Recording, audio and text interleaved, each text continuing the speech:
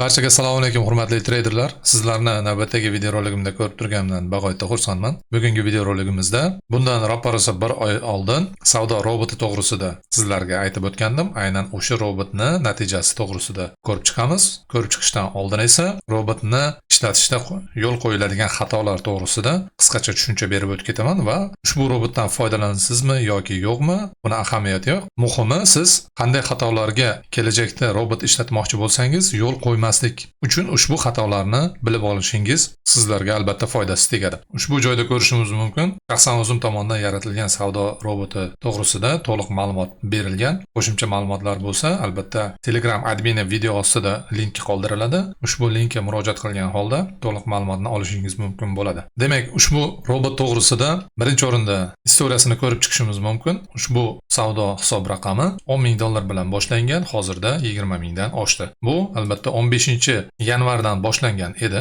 Aynan 15-yanvarga qo'yamiz.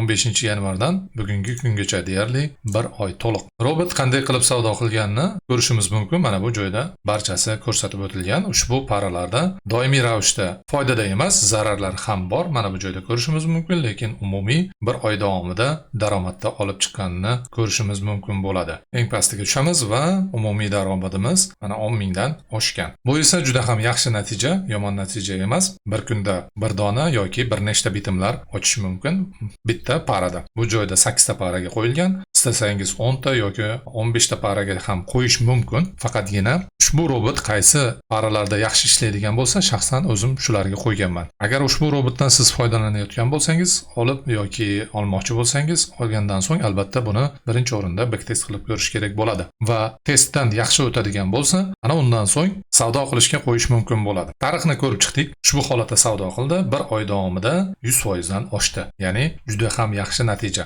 Riski biroz oshiqroq bu joyda sizlarga ko'rsatish maqsadida bu robotni qanday ishlayotganini. Riskni me'yorida qo'yiladigan bo'lsa, taxminan 50-60% daromad qilib beradi ushbu robot. Faqatgina aytib o'tganimdek, ma'lum bir xatolarga yo'l qo'yilmagan holatda ushbu robotdan foydalanilsa. Aynan qaysi xatolarga ushbu joyda ko'rib chiqishimiz mumkin bir chekkadan. Demak, birinchi o'rinda har qanday robotni ishlatishdan oldin bu robot bo'ladimi yoki boshqa robot yoki o'zingiz yasagan robot bo'lishidan qat'iy nazar, avvalo birinchi o'rinda robotni qanday ishlashini, uni strukturasini, logikasini tushunish kerak bo'ladi. Ushbu robot logikasini deganda, ya'ni mantiqini qaysi asosida savdo qilyapti, qanday savdo qilishini amalga oshiryapti. Bu narsani tushunmasdan turib robotni sozlamalarini moslay olmaysiz. Birinchi o'rinda aytib o'tgandek, robotni tushunib olish kerak. Robotni tushunib oldingiz, ana undan so'ng to'g'ri lotni belgilamaslik, ya'ni noto'g'ri lot belgilash. Noto'g'ri lotni belgilash bu esa albatta riskni oshirib yuboradi yoki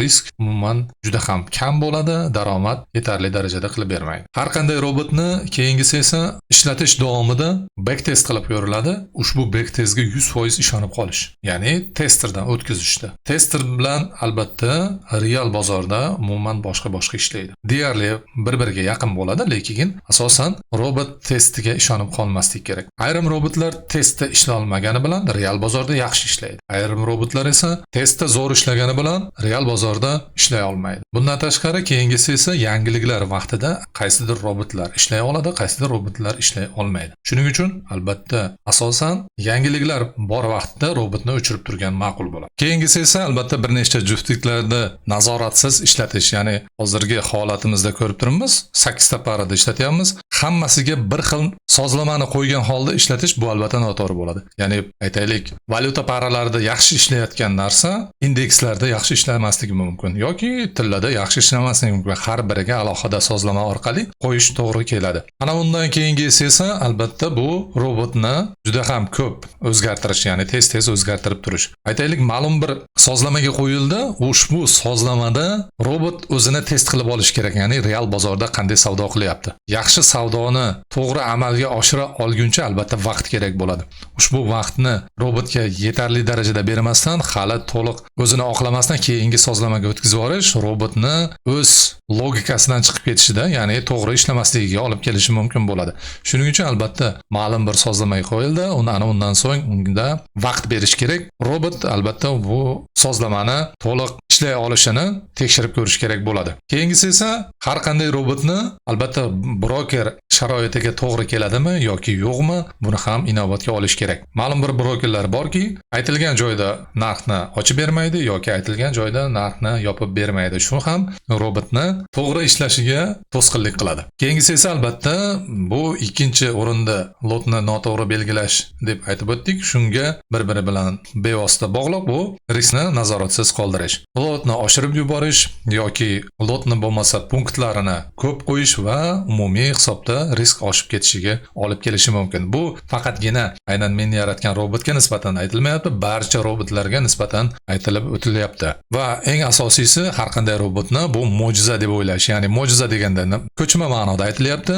Robot sizga juda ham ko'p va'dalarni bermaydi. Bu ya'ni juda ham katta daromadni kutmaslik kerak. Qaysidir oyda yaxshi daromad qilib berish mumkin, qaysidir oyda rasadkada bo'lishi mumkin. Barchasini hisobga olish kerak bo'ladi. Va bundan tashqari eng asosiysi haftalik, kunlik foydasi, zarari qancha degan tushunchani o'zi aslida yo'q. Hech bo'lmaganda oylik yoki yillik daromad robotga nisbatan aytilishi to'g'riroq bo'ladi. Ya'ni haftalik qancha daromad qilib beradi deyish bu menimcha noto'g'ri deb o'ylayman. Shuning uchun hech bo'lmaganda eng kamida 1 oylik yoki undan ko'proq 6 oylik yoki 3 oylik mobaynida robot qanday ishladi. Shuni inobatga olgan holda daromad qilish foizi yoki zarar qilish foiziga e'tibor bergan to'g'riroq bo'ladi. Bizda esa aytib o'tilgandek 1 oylik daromadimiz bizda 100% ni daromad qilib berdi ushbu robotimiz. Ushbu robotni test qilib ko'rsatishga hojat yo'q, sababi o'tgan gal ushbu robotni test qilib ko'rsatib bergan edim ikkita parada va robot ishlatishda qanday nimalarga e'tibor berish kerakligi to'g'risida ham aytib o'tdim.